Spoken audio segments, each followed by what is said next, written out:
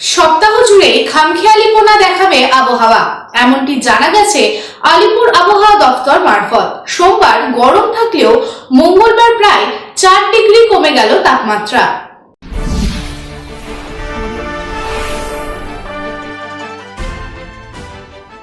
বসন্ত পঞ্চমী তথা সরস্বতী পুজোতে যেভাবে গরম অনুভূত হয়েছে, কিন্তু মঙ্গলবার ছিল অন্যরকম।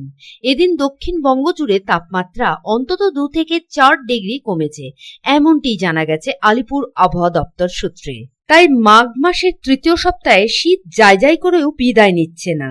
শীতের আমেজ থাকলেও তবে এই আমেজ আর বেশি দিন নয়। সপ্তাহের মধ্যভাগ থেকে ফের তাপমাত্রার পারদের উত্থানের পূর্বাভাস শোনাচ্ছে আবহাওয়া দপ্তর। আলিপুর আবহাওয়া দপ্তর সূত্রে খবর, সপ্তাহ জুড়ে খামখেয়ালিপনা দেখাবে আবহাওয়া।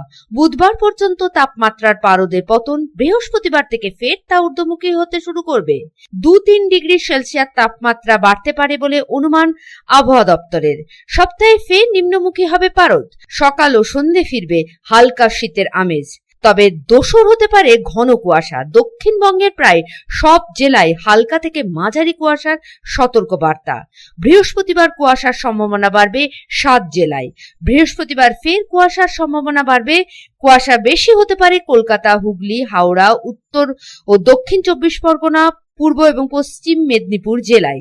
উত্তরবঙ্গের 4 জেলাতেও ঘন কুয়াশার সতর্কতা। দৃশ্যমানতা 50 মিটারে নেমে আসবে। আপাতত বৃষ্টির কোনো সম্ভাবনা নেই। Bureau report, public Times.